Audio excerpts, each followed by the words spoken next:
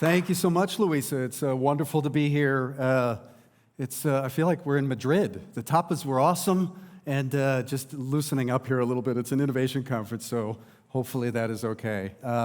It's a great pleasure to be here. I wanted to start first with, hopefully I can address as much of that in 15 minutes as I can, but let's start a little bit in a time machine.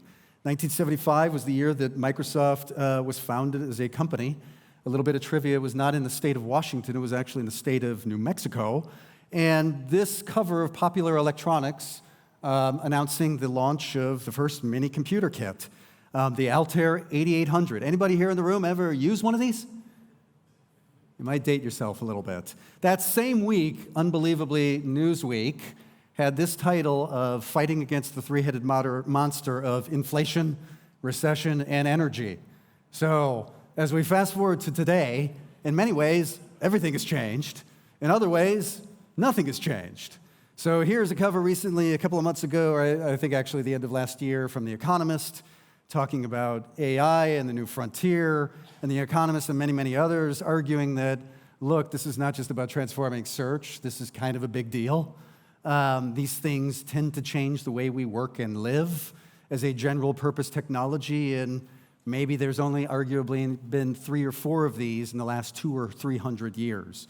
And then the other cover, which is Jerome Powell, the chairman of the Fed, right? Almost daily updates on interest rates. And so the question that we have as an organization, and really invite all of you to start to contemplate, is what really is the texture of the business strategy and technology strategy that you need to leverage the amazing possibilities on the left, while also ensuring and structuring and designing for enough adaptability as an organization, because who knows where this world is going. So it is an interesting moment in representing Microsoft. I probably should be fired if I didn't talk a little bit about artificial intelligence. Let's see a show of hands. How many people want to hear about AI? Just kidding. My grandmother is well into her 90s. She's asked me about technology twice in my life. First, when the internet was invented, and the second time a few months ago after she played mahjong with her friends. Said, what is this ChatGPT thing, Jason? Can I trust it? It's like, Grandma, how much time do you have? So I think it's clearly here. Let's even hear from Bill Gates, who basically argues, this is basically going to be more transformational and fundamental than many other technologies that we use today. And basically the companies that figure out a way to leverage and harness it in an ethical and responsible way will distinguish themselves without a doubt. So the impact is real. One of the questions I get a lot is this hype? Is this just another thing that the tech industry has invented? A lot of AI is frankly not new. Right? We've talked a little bit about IBM. Ginni Rometty, the former CEO of IBM, actually graduated from Northwestern University in the 1970s with an AI programming degree. AI curriculum and research programs in the United States and parts of Europe were started in the 1950s. It just took a while, and part of it was the maturity of distributed computing, which will always be distributed, and now all of a sudden you have all of this data that you can start to make sense and do some really, really interesting things with. Don't have the time to go through any of these examples. CarMax is a large used car seller retailer in the United States. They had a dream at a board level for years to basically create a dossier, a custom story of each car from multiple sources so people could really understand, Americans, we love our cars in weird ways. What was the journey that this car has been on? And they had some estimate that if an individual tried to build that capability, it would take 11 years. So we worked with them, and as one simple example, with Azure OpenAI, we were able to deliver something like that across more than 15,000 cars in less than a week. And there are many, many other examples. So for us at Microsoft, it's a bit of showtime for technology. And this means that our mission, our purpose, our North Star becomes really, really important. And you can read it, which is to empower every person and every organization on the planet to achieve more. In plain English, what does that mean in terms of our corporate promise and commitment? It means that if we make all of you and your partners successful and help you grow, then we should grow and be successful with you. And really, it's all about you. Now, that coming from a Microsoft that maybe you knew 20 or 25 years ago, you probably should have laughed. But with the credibility of Charles and all the research he's done, I've experienced it is a very, very different Microsoft that is driven by empathy, deep responsibility to really open and demystify a lot of these technologies and make it available to as many people as possible. And I'm just really honored to be a part of this in a little bit. So in terms of artificial intelligence, we at Microsoft started this journey about 4 years ago with a hypothesis. And the hypothesis was, could we build a model architecture that could give us, and more importantly, our customers, a true strategic advantage with state-of-the-art artificial intelligence? You might remember a few years ago, there was a lot of excitement for the techies in the room around reinforcement learning, one of the 3 pillars of machine learning. And we at Microsoft absolutely believe that reinforcement learning has a place under the sun. But we thought that if we could truly get a breakthrough on language, it would be significant. So think about it. Human beings, as the joke goes, invented language on old hardware to make better sense of our world and help us evolve. Language is inherently a world model. So we also looked at the trajectory of this and realized it wasn't going to be, that it would be multi-cursory and in a way would be more than text, images, and so many different things. And ultimately we identified 3 sorts of engines that we wanted to fund: a creativity engine, a retrieval engine, and a reasoning engine. And arguably, this is not scientific, but our gut feel is 99% of people today are really using generative AI more as a retrieval engine. And we're just scratching the surface of the capabilities around reasoning as well as creativity. So we said, all right, let's go for this. And we're going to basically build a scaled Azure infrastructure, an AI supercomputer, to train these models. So some really interesting things happened, obviously showing emergent capabilities as we went from GPT-2 to 3 to 3.5, and some properties that we saw that were just fascinating. On the forward pass, it was highly expressible. On the backward pass, these engines and transformers were optimizable and could run in parallel. And really, in plain English, the speed of innovation blew everyone away, including Satya, Bill Gates, and all of our senior leadership and alumni involved. So as I said, we said, well, let's go after this and go after it in a big way. Well, needless to say, the empirical evidence has exceeded the theoretical expectations. Some of the strange things that have happened, for example, are coding. People think that we trained GitHub to code. We didn't. It basically learned to code by analyzing a bunch of text, and with the context of many, many questions of people trying to directly or indirectly improve or create code, it understood the importance and prioritized the need to train itself on coding. So in the end, it begs the question of, okay, how do we leverage this generational technology in a way that will fuel productivity, obviously economic growth, but in a way that's responsible and ethical, that benefits humanity, and is not all about business performance? And I can't help but say, with Michael Jackson at the beginning say, what was the song? We don't care, they don't care about us. Well, we do deeply care. And I think we've learned a lot in the marketplace and as a company from Internet version 1.0 and what things have happened without regulation and being proactive. So ready to have some fun? 1, 2, 3. Let's see a show of hands. Who thinks this number 1 is a real person? Who thinks number 2 is a real person? Who thinks number 3 is a real person? None of these are real people. That was all generated by AI. In fact, these models don't exist. The photography industry globally is a $75 billion industry. So now you can hire models that not only don't exist, but don't have agents, and you don't need a studio.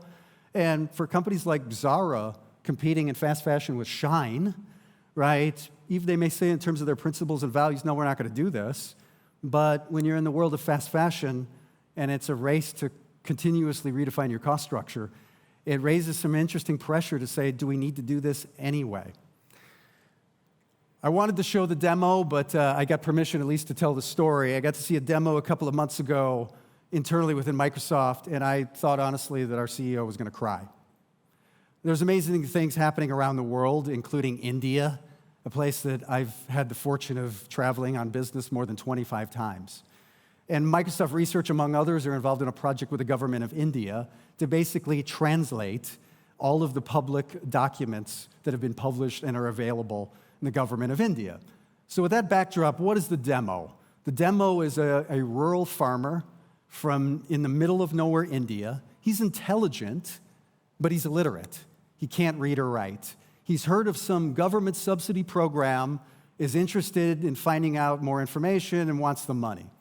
So basically, he expresses in his local language a very complex thought.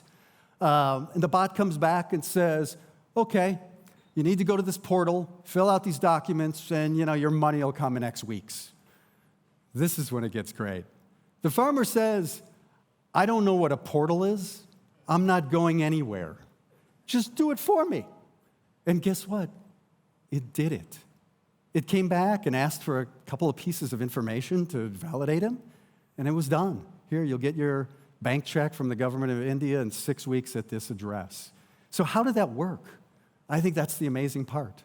So one developer in India who was working on a speech-to-text, text-to-speech translation engine, scaffold or daisy chain that to the LLM model that was trained on all of these government India documents on the west coast of the United States 4 weeks earlier.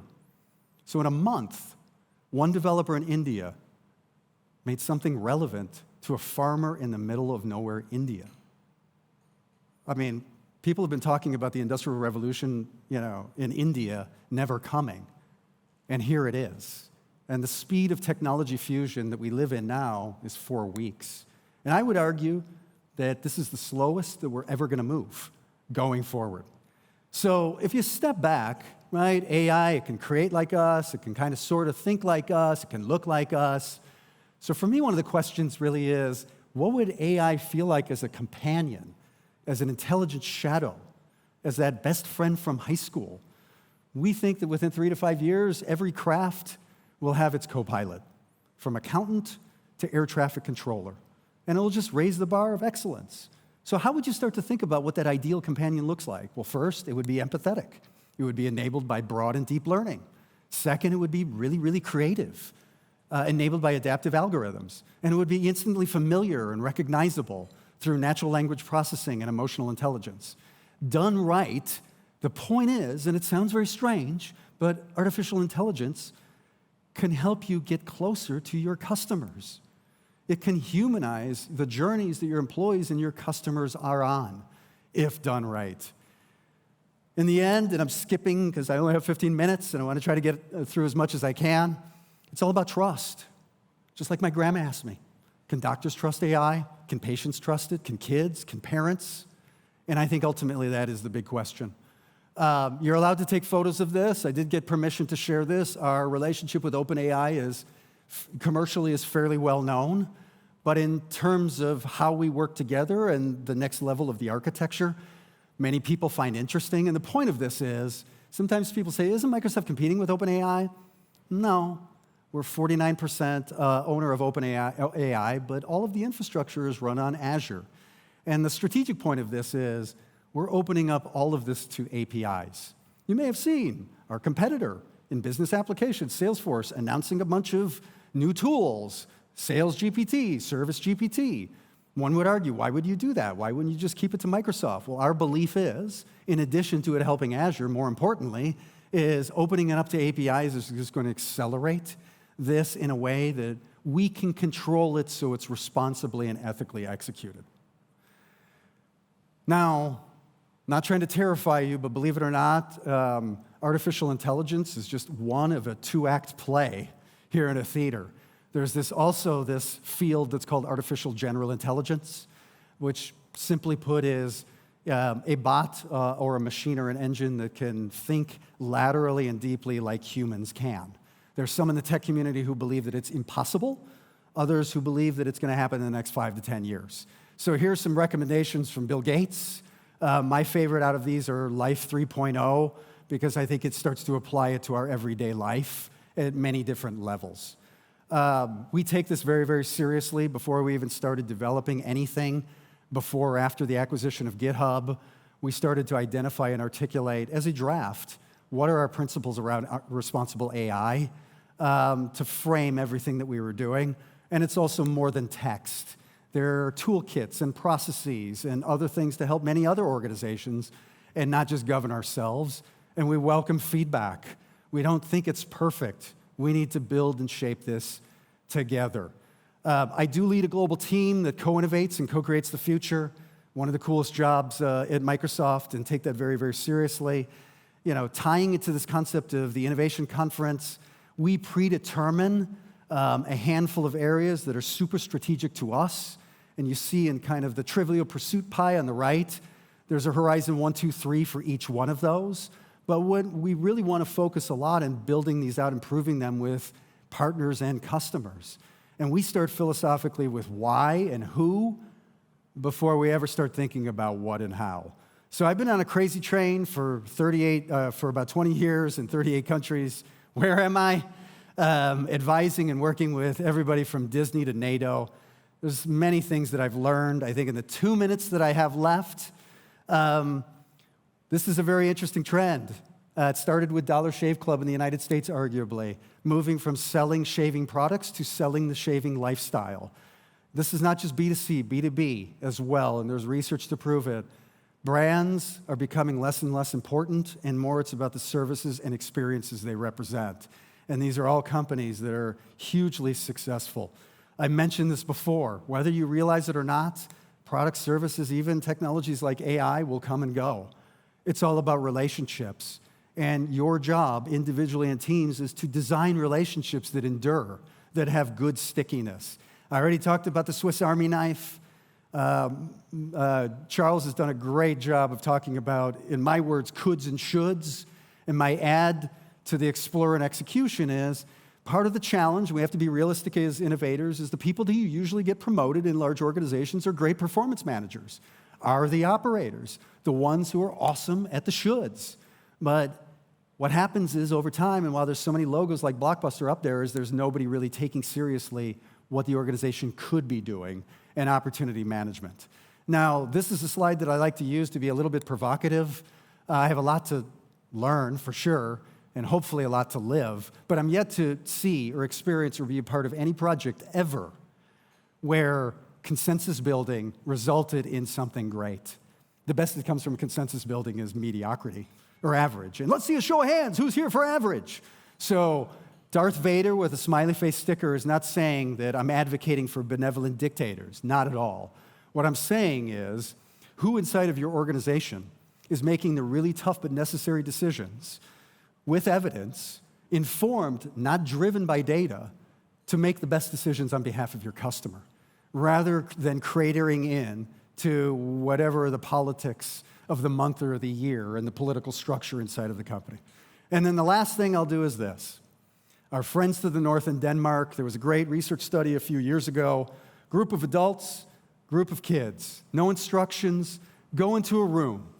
All that's in the room is a box of Legos. What do you think the adults did? Well, the adults emptied the box and started to do an inventory. Let's organize these Legos by color, shape, and size and see what we've got. What did the kids do? Unbelievably, the kids had a conversation about, let's build a castle with a princess. Let's build a rocket ship. And then they started looking around and seeing what resources and tools they had and found the Legos. My point is, be the kids. I can't tell you how many data strategies, business strategies I've been involved with where it's the adults spending years and years analyzing the Lego box. And by the time they're done, the world has changed. So thank you very much.